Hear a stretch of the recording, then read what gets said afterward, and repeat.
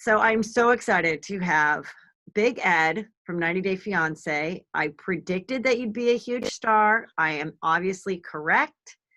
This is, we are also enjoying you, and I have you here. So you're in San Diego, right, Ed? I sure am. I sure am. Hi, you guys. How are you? Good. So I've been watching 90 Day Fiancé for several years now, or several seasons. And I think this season is great. I think the couples all are so different and have, interesting things to offer. We really enjoy you because you're just naturally funny and the story's amazing. How have you, first of all, there's so many questions, but how have you enjoyed your new found fame? Well, it's so interesting because I never thought this would happen. I don't know if you probably people probably know my story. I met Rose on Facebook and I fell in love and I bought a ticket. And then all my friends are like, "Oh my God, you got to do 90 Day Fiancé." I'm like, "What's 90 Day Fiancé?" And my buddy Rich sent me the link and I filled it out. And within 2 hours, I was on the phone with casting Pam, and kind of the rest is history. Of course, my daughter immediately, when I told her what I was doing, because her and her mom were huge fans of the show. So they're like, "Oh my God, you're making a big mistake. Don't do this. You're going to put your life out there. Everybody's going to judge you and you're going to lose your job." I mean, just every possible negative thing that you can imagine. So, so then when they fast forward to when they did the kind of the release promo in January, like the teaser, I'm like, "Oh my God, there I am. I'm on TV with Teddy," and he's behind me, by the way. Teddy, where are you? Oh, your dog? My dog, yeah, Teddy. Teddy, Yes. here. So next thing you know, I'm getting all this like hate, and it reminded me of high school because I have a syndrome called KFS, which is Klippel-Feil syndrome, which means I'm born with a shorter than normal neck and limited movement and a bigger chest cavity. And I'm short, in stature. So I've always looked a little odd, I think, to people. But people just jumped on that. They're like, "No neck, Ed, where's your neck?" Every hateful thing that you can imagine that somebody could say to somebody, they were saying to me. So I kind of went into panic mode. I called my publicist and she's like, "Okay, listen, first of all, don't read anything online. Just leave it alone." And eventually my fans just started to defend me and like, "Hey, leave that guy alone.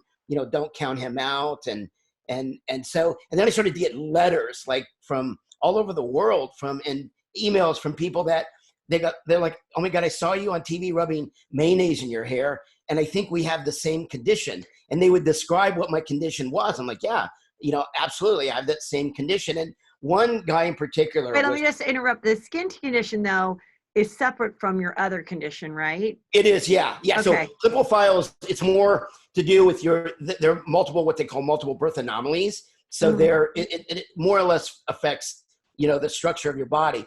And then I also have a second skin condition called atopic dermatitis, which is, in fact, I shaved this morning, so I even have it like right here. So I can't use certain products. I can't use anything with perfume because it affects my skin. So anyway, I got this letter and he's like, "I can't, you mayonnaise in your hair and on national TV. How do you do it? How do you be so courageous?" He goes, "I can't even breathe. Some days people make fun of me. I'm never going to find a girlfriend." And so I took his letter and I just read it online and I just said, "Hey, his name is Abe." And I said, "Abe, listen, the best advice I can give you is that don't allow your condition to define who you are." And so we're kind of friends now. And then I started to get more letters and it's absolutely what's happening is, in fact, I stream, quite a bit. And there are people in Canada that are starting a movement called Big Ed Stands against online bullying and teasing and stuff. So it's starting to catch on. So and that was something that was completely unexpected. I never in a million years, thought that I could make somebody feel good about themselves by just, telling my story. And that's all I did. When I first got on the show, they're just like, when they started filming, they're like, don't look at the camera and be yourself. And so everything you see, all the dumb things I do, all the things I say, that's me, except for I was frustrated. I'll be completely honest, because I have a problem with, I need to have my air conditioning because I just run hot. And it was so unbelievably hot and humid. I was miserable. I really, so Okay, everything you see. let's get into some questions here. So like I want to Okay. just in case people are like a little behind in what your story is. So you know, you are really like just naturally funny, and you do have a great look, and you were, you know, in Southern California. Did you ever have TV aspirations as a kid or as a young adult to be an No, actor or anything? well, there was one time when I was working at El Torito's and as a waiter to put myself through college, and just to kind of be different, they're handing out name badges. I'm like, well, what name do you want on your badge? And I'm like, I'm Big Ed. So I kind of invented Big Ed as this character, and then what eventually happened, people would come in, I want to sit in Big Ed station, and then there was a wait actually to be able to you know, have me wait on them. I've always been funny in that respect. And then they're like, okay, Ed, you're gonna do bar promotions in the bar. I'm like, okay, fine. I'm like, well, what do you want me to do? Like, I'm just come up with something. So I took this 5-gallon empty sour cream jug and tortillas, and we did a tortilla toss. I would have everybody line up, and they would throw the tortillas into the tub, and you know, whoever got all 5 in got a bar glass or a T-shirt or whatever. And then fast forward to I eventually graduated from college and went into the architectural industry, and I'm working with Bennett Smith Architects in La Jolla, and we were at this client's I think we're at his business, I believe, and it was a huge contract, like a $500,000 contract. And so the owner was really nervous, and the guy walks in and he goes, "You're Big Ed, you served me shots of tequila, you know," and we did a tortilla toss together. So we ended up getting that job. And my boss, when we left that meeting, he's like, Trip, he's like, you know what? You should put that on your business card. And I did. So wait, so are you an architect? I have a master's in architecture, but I'm more of an interior designer. So I Oh, do modern loft design. I work for a company called Studio Europa in Little Italy in San Diego. And so we work with a product called Leicht, which is, it's all German. So I do design. I do everything from, so you know, you've had a really successful life up until yeah, this fun yeah, chapter. yes, And yeah, so you got married, and it sounds like that relationship, though it produced your daughter, was pretty short-lived. If you haven't yes, had, because you say you hadn't had a girlfriend in yeah, 25 years or something, yeah, right? yeah. I was married for 24 months. Oh, wow. That's a long time. I'm kidding. I wasn't good at it. I mean, you know, we were in love. She was actually a waitress at El Torito's, and that's kind of how we met. And she was the first girl I was ever with. I mean, she was the love of my life. And, you know, we weren't getting along, and we, you know, everybody makes mistakes. Nobody's perfect. So we ended up splitting up. And then I had a choice to make, because when I realized now I'm a statistic, like when I would go fill out an application or a form, there was a little section, are you single or divorced? And I felt like bad about myself, like, why, you know, like it's something that's bad. So my life kind of, you know, I went in for a tailspin. You know, here I am divorced, and I have a daughter, and then I immediately thought, what impact is this going to have on Tiffany? And I knew right away that I didn't want to be a weekend dad. I didn't want to be one of those. So I fought for joint physical and joint legal custody of my daughter. And she's been in my life like 24/7 since she was, you know, 1 year old. So And did you so, have then a friendly post-divorce relationship with your ex? oh yeah. We, at first we hated each other, but then we realized one day we're just like, look, we're going to have to be friends for the next 18 years or whatever. Why don't we just get along? So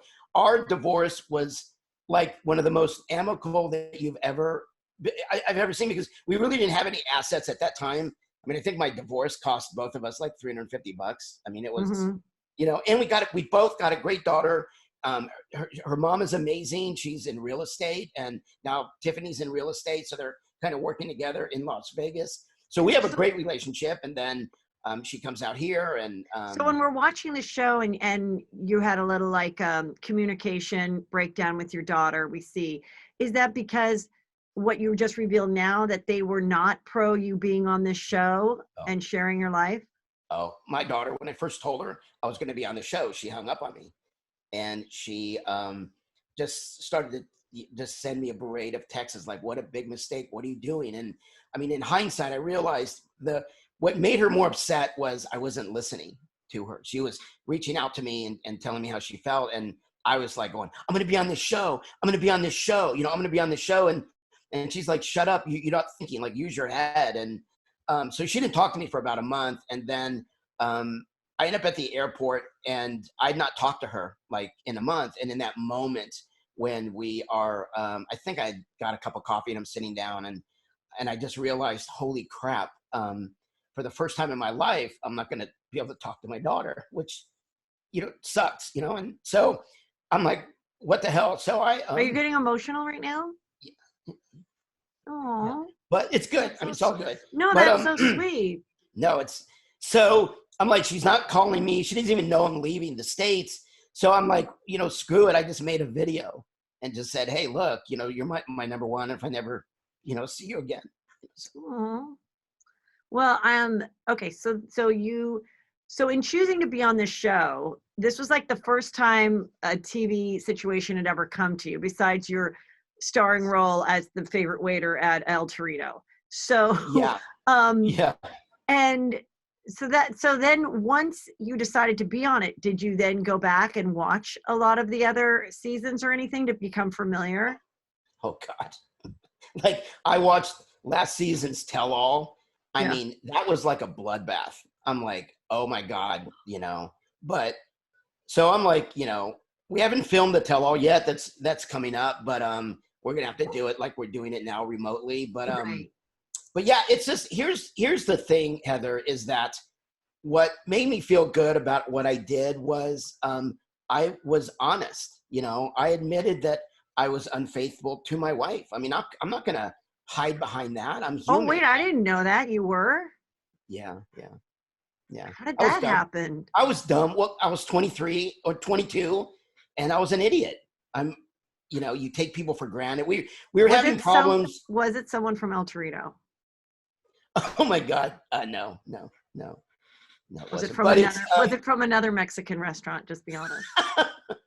Yeah, I like to be consistent. I'm just kidding. No, but it was a one night stand, and it was over before it begun, and it was a stupid, dumb thing, And how'd she find out? Oh, I finally had to, because she knew. So here's what I did. So I did that, and then I'm like, okay, now I'm a loser. So then I'm like, I had to move out. Like, I moved out, and finally, when I told her, like, I came clean, she's like, wow, I knew something was wrong. She goes, I couldn't figure it out, Ed, but I knew something was wrong with you. I couldn't figure it out. So, but you live and learn. It was a dumb mistake, and in a way, it kind of, for me, that's why I've been single for so long, is because when you have a relationship like that fail, where you're so in love with somebody, like, I mean, it's euphoric, and then it ends all of a sudden, and you're like, well, wait, what? How could that go from being so amazing to like, the pits of hell? And so I didn't believe in love anymore. I didn't trust anybody other than my daughter. Why did you have the one night stand? Because was some girl like feeding your ego, or like what made you do it? If you were alcohol, dancing in TJ and just, it was in Tijuana this happened? No. It was a kind of a friend of mine, and we at that time we would that's when Tijuana was safe. We would go down and dance, and then we came back, and we were drinking, and one thing led to the other. So it's it was a dumb mistake, and right. I owned up to it, and I I said, can we work this out? And she's like, I don't know, I got to think about it. And she's been thinking about it for 29 years, I guess. No, but she's happily remarried, and he's a great guy, and whatever. So was Rose the first girl that you pursued internationally? Yeah. And what unexpected what made you decide to take that leap? I know that we saw on the show that she kind of popped up in your Facebook friend lead, which, I mean, now I didn't know if you are aware, but I get girls like that asking to be my friend. You know what I mean? I mean, they do reach out to a lot of people and hope that they can start some correspondence with an American. Yeah. So I'm pretty visible on Facebook. If you can see behind, those are pictures that I've taken. So Hmm. I have a photography business on the side as well. I've done covers, but I've done a lot of things anyway. So, she pops up on my feed, and she's from the Philippines. So I thought it was safe because I thought there was no way that I would ever like go there. First of all, right? That's like it's safe. It's you're falling in love with somebody that you can't be with. So it's almost like I have Right. nothing to worry about. I can trust that thing, and and that's kind of what I wanted to back up a little bit. Like that when you have heartbreak, it's hard to get over because you have to learn to trust yourself again, and you have to learn to trust other people. So I felt I could, this girl, she was really cute, and we started chatting, and there was a huge age difference. So the first thing I said is, look, the first time we FaceTimed, I'm like, look, you do understand I'm 54 years old. I'm old enough to be your dad. And she goes, I know, but age is just a number. And then I never really thought about that again. And I'm not especially at my age, I'm not on dating websites. I don't go to bars and try to pick up people. I just, it's not my cup of tea. So, being online, it's kind of safe because, in a way you're kind of hiding behind your computer. And so I met her and I fell in love. I was, So after you guys start talking for a while and your friends tell you about the TLC show, 90 Day Fiancé, how do you approach Rose with the idea of like, hey, I'm going to come visit you, but I'm also going to bring this camera crew and you're going to be on this TV show? Like, what was her feeling? Was she excited, scared? yeah. Well, remember the scene in the hotel when I'm giving her a foot massage and I asked her if I could give her a how do you say kiss, and she said halik, and I'm like, can I halik you? And sure, the look on her face was like this. It literally that same exact look. I'm FaceTime. I'm look. I need to explain something to you. I've been approached by a TV show and they want me to come, with cameras and whatever. And would you be okay with that? And at first, she didn't really understand what I'm saying. So then I kind of sent her like pictures of the show, and then eventually she said, "Yeah, I'll do it." So then the producers obviously have to go and check her out and make sure that she's real and Mhm. authentic and that this was really happening. So they did that, and they basically did a background check on her. They did a background check on me, and she agreed to be on the show. And then then we're on to the next step. We're on to So we see you in the Philippines. First, we see you at the hotel, but when you go to her home, and it was really shocking conditions. Did you so the little bit that she showed you of her her background when you guys would FaceTime or what? So were you really obviously not aware of like how dire it was? yeah. I had no idea, absolutely no idea. And there was like an open sewer line in the middle of the street, so it wasn't very pleasant in that regard.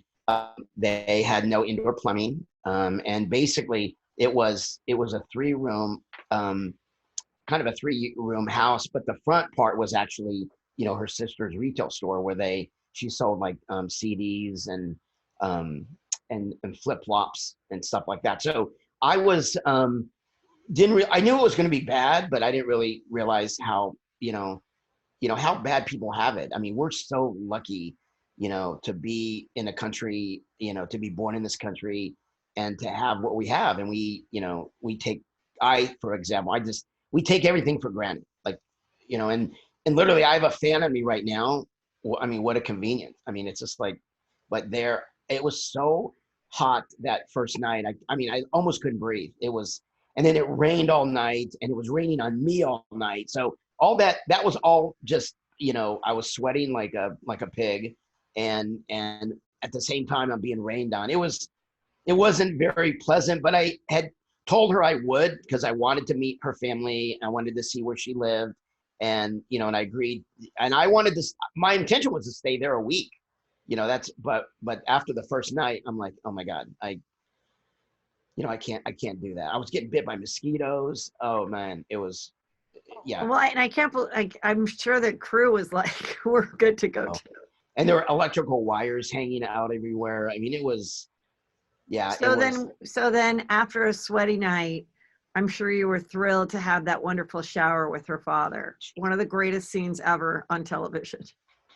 Oh my God. You know, it's the only thing that's more funnier than Sunday night's episode was watching the Pillow Talk. I don't know if you watched that. I do like Pillow Talk.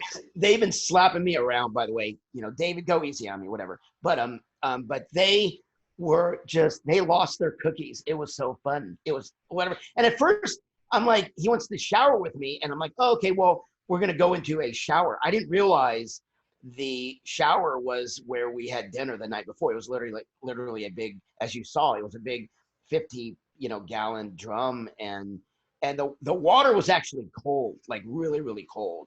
And so here I am standing there with her dad, and we're pouring like buckets over our head, and Rose is standing there with a hose. It's just, and then, oh my God, then I looked down and there's a freaking rat that looked like it was like it looked like it was like, I mean, I think it was dying. And I probably maybe had slept with that rat the night before, God forbid. Maybe I slept on him. Maybe that's what happened. Anyways, but so what kind of got me a little excited is that every day they would send all the feeds, like all of the material. And every day they would get emails back. Our producer Bex would get emails.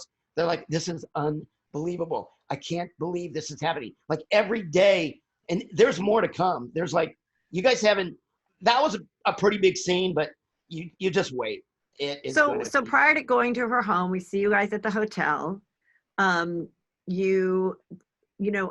what I didn't get. Maybe I missed something, but you talked a lot about, I want to make sure, that she's had an STD test because I've been with someone in a really long time. So I assume you had a clean STD test before you came. Is that correct? Yes, I was. Well, first of all, I haven't been with a girl in probably 10 years. And so I always use protection. Okay. Don't be a fool, wrap your tool, write that down. Anyway, so in hindsight, I had a conversation about that with Tiffany. And Tiffany's like, Dad, if hindsight, she's like, I'm not judging you, but if you would have got the test and then went down there and said, hey, I took a test, I would like you to, but I wasn't thinking because it was the furthest thing from my mind. I got tested the day not the day, but literally a couple weeks after I got back from the Philippines, and I was clean. So I should have, so in hindsight, that wasn't, I didn't handle that. I didn't handle it right. I blew it. So when you're putting the pressure on her, you couldn't then say, look, I've been tested, I need you to be tested.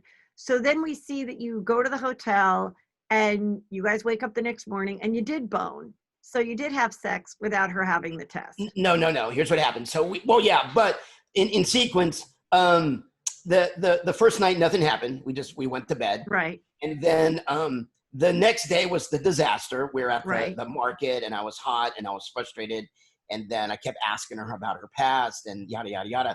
And then we get in this huge fight, like when I asked her to take the test, and I storm out of the restaurant, and then we end up in the street. And, they didn't show half of the footage because all of this is going on while Rose and I are fighting, and I'm like, screw this, I'm out of here. And then she wants to leave. Then she wants to, and I'm like, she wants to go home, which is like 3 hours away. I'm like, no way. There's no way in hell I'm going to let you go by yourself. There's no way.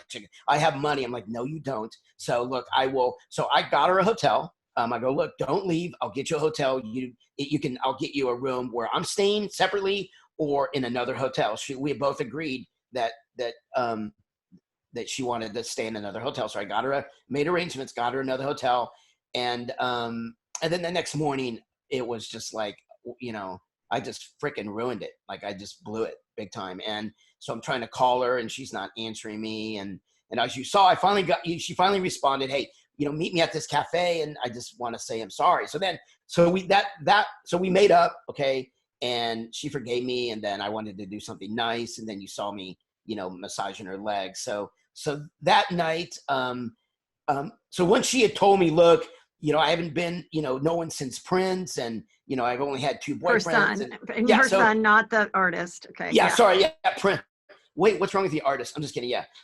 Funny story. When we first met, she called me her king, and she goes, I'm your queen and you're my king, and our son is Prince. Anyways, so not the other purple guy.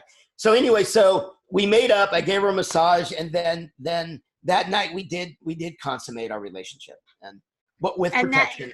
with protection and hairy legs, because it's after the bone that then you said, could you take this Bic razor and go in the Yeah. bathroom? Yeah, absolutely. Yeah, definitely. So yeah, and again, I say dumb things. I say what's on my mind. Look, I live in San Diego. Women laser their legs for Christ's sake. So I'm like, it just was weird to me to be, it's like, massaging a man's leg, and this is just kind of weird. So, and the producer saw the weird look on my face, and then, so yeah. So the next morning, I asked her if So we made an agreement.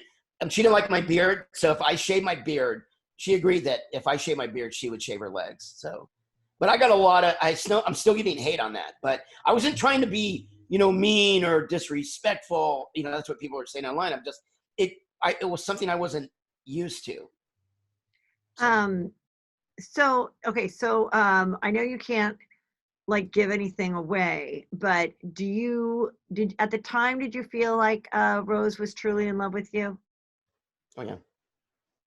Yeah, I really did. And I knew, like, when she forgave me at that cafe, that was like, it was like for me, it was like, wow, I'm getting engaged. Like I had the ring, and I'm like, oh my God, at that point, I'm like, this is real. Like, I really love this girl. And so so here's some questions from the fans. What did you eat at Rose's house? What did I eat? What was the food? What I ate very slowly, because so first of all, I'm not only a germaphobe, but I'm also kind of a picky eater. And but so we had, the food actually wasn't that bad. We had rice, and then we had chicken. But then as I'm eating the chicken, I'm looking over there, and all of a sudden this chicken starts to walk toward me, and so I'm literally eating chicken and rice, and there's a chicken at my foot, like a real life chicken. So I didn't eat a lot because I was so hot mainly, so I wasn't even hungry. I had no appetite. Right. But yeah, so, and it was really nice. All the sisters came, and the dad ended up showing up, which was weird. It was really stressful. Like, everybody's just staring at me. And with the sister, you revealed that you had communicated with her without Rose knowing, and you were giving her money. Now, I don't know if how did that come about? Okay, so this freaked me out a little bit. About 2 weeks before I was going to leave for the Philippines, I started getting text messages from her sister Marie. We started to chat, like, hey, yeah, let me, I have a store, and I'm like, okay, great, and I guess because she doesn't speak English, she must have been using a translator. Well, then about 2 weeks before I left, she's like, I need your help. It's an emergency. I'm like, well, what's going on? She's like, oh, I need money. Can you give me money? If not, I'm going to have to close my store. And I said, well, look, let's talk face to face when I get there, and let me take a look at your situation, and let me see what I can do for you. And she's like, no, send the money right away. And then, oh, don't tell Rose. So how much did you send? Can you tell how much? I didn't send her anything. I didn't send one dime in monetary. I didn't send one. I sent a lot. I spent a lot in in gifts and stuff that I'd sent to, stuff for Prince, shoes, clothing, toys. I did send sheets. I sent my sheets and pillows, which they unfortunately didn't arrive because the show happened so quickly. Like, right. The day I agreed to do it, they were in San Diego within 2 weeks filming. That's how quick it was. So I never sent her sister any money. And that's a question that I have for the tell-all. I need closure. I need to know if Rose was in on it or not, because I never got that answer. So, right, because now there's a lot of internet talk because somebody found her Instagram, and it's all around that she is in fact engaged or married to a woman. Yeah, I saw that. Yeah. Right. So go ahead. But I can't tell you, like, but You yeah, I saw that. But yeah, I cannot confirm, but I don't think it's true. I think that, I don't know. I don't believe it. Hey, it's Valeria. I'm jumping in here. Heather, can we not go into all that? Yeah. Okay, thank you. Hey, Valerie, how are you? Good. Okay. How are you? So Good. so here's some other questions. How was Rose able to get internet access to chat with him? I am kind of surprised in such dire places that they had Wi-Fi or whatever to Yeah. talk. Yeah. So look at this. She had one of these. She had an iPhone, and that's what we FaceTime with. Like she would, they didn't have a computer. So it's all Wi-Fi, no hardwire modems or anything like that. So it's pretty much all was on her phone. All of our chatting was done on our phone. So I mean, that's good because you obviously knew she was a real person and she was really talking because the other guy on your show, David, he's like talking through some website like it's 1995 to his girl. And so clearly there's a higher chance that this may not be a real person or a truthful person or whatever. So I mean, in watching that guy's journey, are you just like, dude, why didn't Yeah, I mean that's really, that's really tough to watch. But I kind of know what he's feeling. Like that guy's never been married, poor guy, and you know, it, and I'm not whining, but you know, what it was like 320. How many people in the world? Like 320 billion. I don't know right? what's the population of the world. It's a big number. And I live in San Diego, and I think there's like 12 million people here, and like I haven't found love. I haven't since my divorce, and Mhm. so it's not easy. Like people think it's easy, and I've been on TikTok, and there are so many people on TikTok, both men and women, that are single and they're beautiful and they look like they have so much to offer, but they're like, look, I'm all alone. I'm home, wait till as soon as it's done, I'm going to go have sex, whatever. But it's just like, there's a lot of single people in the world. I'm telling you right now, it's crazy. And I tried all the websites. I tried, Match.com, Harmony, Bumblebee, whatever. Humble. And and it's with no success. Actually, I got one date one time on Match.com, and we met at a coffee house up in Scripps Ranch, and had a great conversation. She was really cute. She was like in her 40s, and she was Asian too. And we agreed to have another date. And then so I get up to leave, and she waited out front to see what car I drove away in. And at the time, I had a little Mazda 3, whatever. It wasn't, it wasn't, it just, and then it's just like, okay, I have to be a billionaire at my age to find love. That's what I thought. And sort of kind of in the back of my mind, I knew that I knew that I could do more for Rose and her son than any girl I would meet in the States. Like I could do more for them, in that regard. And so I looked at it as, wow, if I'm falling in love, but I'm also going to be able to make a difference for her, and her family. It's like, so for me, it was like that part kind of made me feel good. And Well, yeah. my brother-in-law had a friend, and his wife was Filipino, and she had a much younger sister, and they started talking on FaceTime, and he went over there, and now they've been married like 2 years, Uh-huh. and they are like the happiest couple I know. Yeah. And she is much younger than him too. She's Yeah. like maybe 30, and he's probably like 56. And they're like so cute. Like she's such a Yeah. delight. Yeah. And so it's like I definitely think like these things absolutely can happen and work. And we've seen it on the show that probably about, half are successful. So it's Yeah. not like it can't happen, but it is, it is interesting to watch the journey and to see who, meets in this, weird way, but actually stay and fall in love, and which, might not be real or may, because what also can also happen is that you can be in love with this person for a while, and then they get here, and just like any other relationship in America, they look for the bigger, better thing, Oh yeah. you Oh, know?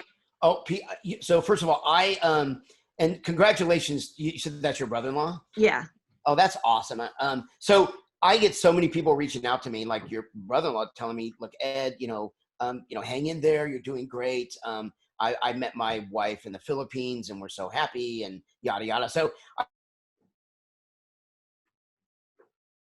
that he fell in love with a Russian bride, right? One of those websites. And he brought her over and they got married. And then she's like, hey, I have to go back. My store is failing. I have to go back and fix my store. So she flew back, to Russia. And then she's like, oh, honey, please, send me $100,000. I think it was like $100,000.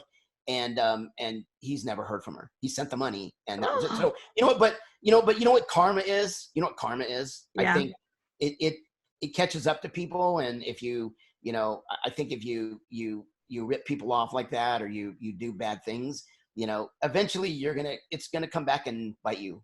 Just like the skunk says, when the wind changed direction, it all comes back to me now. Write that down. Well, hey, can I tell you a funny story about Teddy? Yeah. Yeah. So it's been freaking raining. Yeah. Yeah, it's been raining in San Diego. So I have his leash here, and this is his little poop bag. So I'm trying to pull his poop bag. He's attached to this, and this thing flies off like this and almost hits Teddy, and he falls into a big puddle of water. And he was so pissed because I just given him a bath. And then yesterday I'm taking him for a walk, and he pees on a cactus, and he got poked in the wiener. Oh, he's fine though. But anyway, so I had to tell that story. It is fun to watch. It is fun to watch you with the dog on your motorcycle. I have to say, there is some great moments of just seeing your life at home as well. Can I say something? Can I say something to that? So can you let Taylor Swift know that I had that idea first? What idea?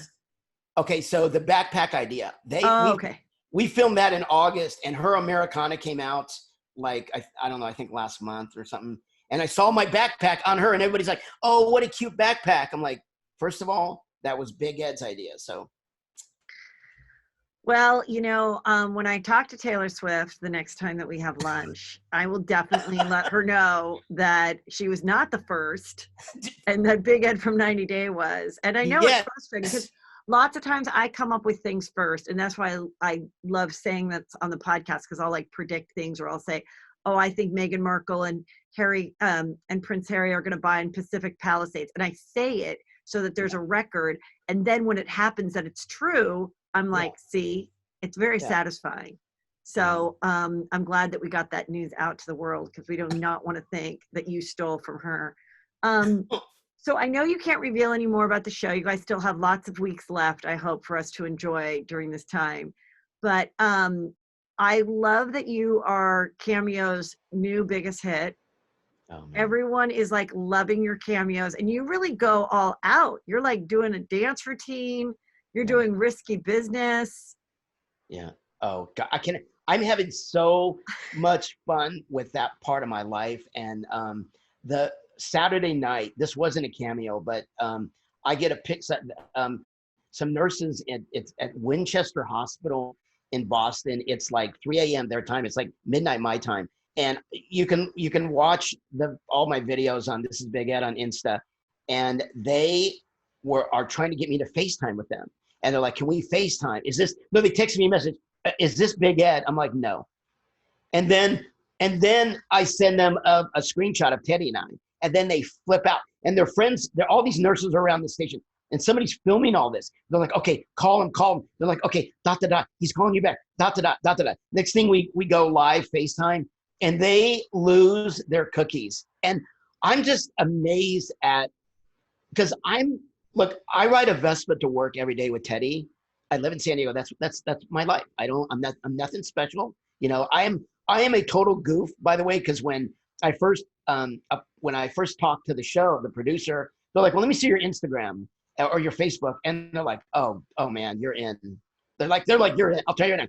And I love you because I've always been this incredibly, goof, like this nut that does, stupid things. I'm just a natural idiot. But I don't know why I'm telling this story. But anyway, so the nurses were just like so happy that I made their night, and even the next day. So then I start getting all these cameos, and I'll go, hey, give a shout out to my sister. It's her birthday, and yada yada yada. Oh, and she's an ER nurse. So I'll be doing this cameo. I'll have like bunny ears on my head, or I'm wearing a samurai sword. And then when it gets to the part that she's a nurse, I just get choked up because my mom's 81 years old. She's a trach nurse. So she's still working. She works in a residence home. And she kind of said, look, I don't think I should be working. And they're like, Norma, if you don't, your baby, she'll probably end up dying because my mom's so good at what she does. So it makes me think about my mom, and I know what an amazing person a nurse is. And so my love and is for anybody that's a nurse, because it's a profession that chooses you. You don't choose it, and they're extraordinary. So yeah, that's another thing. There's a lot of Filipino nurses. So I know you cannot share if you end up getting married or not to Rose, but I'm guessing, a lot of thirsty bitches out there are probably sliding into your DMs, because whether you're with someone or not, they get very excited when they find someone on TV that they feel they connect with. So can you reveal if you're getting hit on a lot via the internet? God. And yeah, most of them are, I'm going to be totally honest. Most of them are like in their 80s.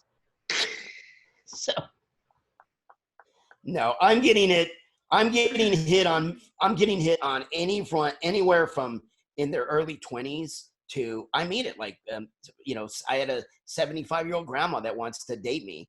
And guys will reach out to me, and, it's, I'm like, what? You're getting hit on by guys that want Oh yeah. All of them. They're like, and they're like, everybody they're wants like, oh, good. he goes, oh, I wish you, I wish you, I wish you were gay. And I'm like, if I was, I'd be the luckiest man alive. Thank you for the compliment, but I'm straight and I'm good. So, but yeah, so I look, I get a lot of hate. I'll be quite honest. I get, people that just, but then I get a lot of, like fun hate. And so I started this thing last weekend where it's called Big Ed's Mean Tweets. So I'll read some of my tweets, and my favorite one is like, hey, Big Ed, you look like a big pile of shit. Oh, have a nice day. I'm like, what? And then they do these memes of me. They take my head and they put it on, like the funniest one it's probably on my phone, where they put me I'm in a chair, like in a swimsuit. And then they make me, you got to see this. I don't know if you can see this or not. Oh, yeah. Look at that. Yeah. And it's just like, and I don't know why, I don't think I'm that funny. Like, I don't know why people like me. I really don't. I mean, and I'm not trying to say that but people started sketching me right away. Someone did an animation of Teddy and I on my Vespa, and it took her like, she told me like 2 days. I'm like, why? Like, but it's, but I don't care. I mean, it's, but I want to somehow, this is the truth, Heather. If I can somehow impact the world with my humor and make people's day, oh, I'm in. I want to do this for the rest of my life. I want people to feel good about themselves, because, even right now with all this COVID, oh my God, but even without the COVID, we were still mean to each other. So you have to be, rule number one, if you can't laugh at yourself, you are screwed. If I wasn't who I was, like when this thing first started out, if I would have just went into a shell, it probably would have destroyed me. Reading all this negative stuff, I'm like, you know what? Hold on, I'm a lot funnier than that, and whatever. So now, when I get mean crap, I laugh. If they use vulgarity, it's out. You say the F word, or they call me whatever, I just, I block them and I get rid of them. But and I get a lot of people going, Ed, look, I just got to be honest. I think what you did to her was, disrespectful, and the age difference, you're old enough to be her father. How could you, God bless, what's this world? I'm like, well, listen, thank you for your advice. Thank you for sharing. I mean, people have a right to say how they feel, because, I gave up that right when I put my life on TV. You give that up. I knew that going in. So, those were the risks. But, the one thing I can say, which is why I know I'm gonna come out of this in the end, I think, in good shape, because it's who I am. Like I don't make, well, when I put on bunny ears or dress up like dinosaurs, I mean, that's all like for show, but everything that happens to me, you know, poor Teddy and peeing on a cactus, I mean, that's happened. Like, that is real. And I'm not saying it to be mean to Teddy. Teddy's already mad at me anyways, but that's my life. I put in the jacuzzi. I'm fixing up. I got a bigger house, and so I had to. And so I bought a jacuzzi. I hook it up. I was in there maybe twice, and I had some friends over, and somebody left a half-bitten apple in my freaking brand new jacuzzi. The next morning, I open it up, and it's like cloudy. It took me 3 days. I had to drain it. I had to clean out the filter and refill it. So I make a video about that because it happened, and I get like 96,000 hits, like, just because somebody left an apple in my jacuzzi. Oh, here's another funny story. So I wanted to get a Big Ed and Ted sticker. See, that's my sticker. I wanted to get a shower curtain that has that on there. So I go online and I order the shower curtain, and then it comes in. I'm all excited. I hang it up, and then I'm looking at my shower curtain. I'm like, why does it say Sprint? And then there's a timestamp. And because I'm an idiot, what did I do? I uploaded a screenshot of my phone instead of the actual picture. Because you can take a picture of your family. If I could walk into my bathroom, I'll show you. It's the funniest thing you've ever seen. So I made a video of that, and I have like 107,000, views or likes on it, because I'm a goof. And so I don't know. Wait, let me ask you a question before we go. So Okay. of the other cast members, like who are you enjoying the most? Who are you rooting for? You got baby girl Lisa and Soldier Boy. How do you think? She's mad at me right now, by the way. So why? She's mad at everybody. Why? Okay, is she yeah. mad at you? So she leaves this message. First of all, I didn't know who she was. She just leaves this message. What do you mean you don't know who she was? Aren't you watching your own show? No, but I didn't know what her. I didn't. Oh, you didn't know what her handle was. Exactly. So then she leaves this message. So sorry, Lisa, I blocked you. I didn't know who you were. But she basically you need to get off of your high horse. You're calling yourself the most authentic reality star in history. I'm like, no, I'm not. I didn't say that. Somebody else wrote that article. I didn't say that about myself. And she just went on and on and on. And, how could you do this? And I'm like, block. And then I'm talking to Avery. Or Avery reaches out to me. I love her. She's amazing. And she's like, yeah, baby Lisa's mad at you. You blocked her. I'm like, what? I go, no, I didn't. She goes, yeah, you did. So, baby Lisa, I'm sorry. I didn't know who you were, but you should have been saying it's called Baby Girl Lisa. Oh, baby girl Lisa, I'm sorry. I didn't mean to offend you, but I just thought you were one of my many haters. I'm sorry, but so anyways. So what were you going to say? I forgot. So you just said you like Avery. So my favorites, my absolute favorite on the show is me. Yes. Hands down, I like me a lot. No, my favorite is probably, I like Avery because she's really cute. And she's a great mom, and her daughter is so beautiful. I feel sorry for Yolanda. My heart breaks for her, because I really, in my heart, believe that she's, being catfished, and she doesn't even know it, because she's from a different generation. She just lost her husband, right? So she's like one of my favorites. So I would say me number one, then Avery. I love Soldier Boy. I think he's hilarious. He's so nice. He really puts up with a lot with her. When he first came out and he's dancing in a robe with champagne, he reminded me of my brother Tom. Like, oh my God, that's my brother. But I think that guy's going to be, successful. Somebody's like, well, his you can buy his album for 99 cents. He's not going to make any money. I'm like, hold on. He sells 1 million albums. That's $1 million. He's going to make a lot of money. So a big shout out to Soldier Boy.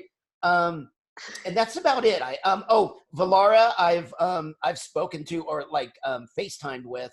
I went on her live feed, which I shouldn't have done, because then everybody started to talk to me. Isn't that weird? She's in Russia doing a live feed, right? And I'm like, hey, and I just I just tapped to go live with her, and then everybody stopped talking to her. So I can't do that anymore. But so she's my favorite, and I love Pillow Talk now. Yeah. But the week before last. I didn't like him, but now I liked him. But yeah, so I I don't love know. David and Annie. David and Annie came on my show. Oh my God, David is so cool. I sent him a T-shirt, a Big Ed T-shirt. So then they're making masks for out of Right. the She's been kindness of making so many masks, and they're so awesome. sweet. They're so nice. Heart punch. Anyway, so but they tweet out a picture, and one of their stuffed animals has Big Ed's T-shirt on. So that was kind of fun. But yeah. Well, so go ahead. I was just gonna say, yeah, I'm really excited to watch the rest of the season. Everyone's loving it, and it's a nice, fun escape. And I wish you all the success, and I'm very curious to see how it all ends. Oh no! Oh, it's going to be awesome. I'm telling you, it's going to be a roller coaster.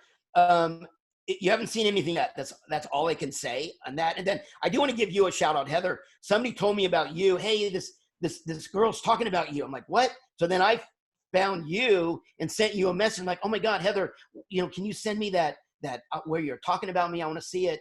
And then here we are. And then like, you want to come on my show. And so I found you, by the way. So thank you. You're more famous than I am. Oh, well, I'm probably not for much longer, or even so, you guys. But no, I think it's great, and everyone watch 90 Day and follow up. But all my people are watching the show, so I'm not concerned. But anyway, that was great. So hopefully, when this is all over, you can come in person, come up to LA, and come on the show in person. That sounds like fun. Cool. Okay. Take care. You got it. Stay safe, you guys. God bless. And guys. Let's love each other, please. I love my haters too, but let's try to get along. Okay, bye. Okay, God bless.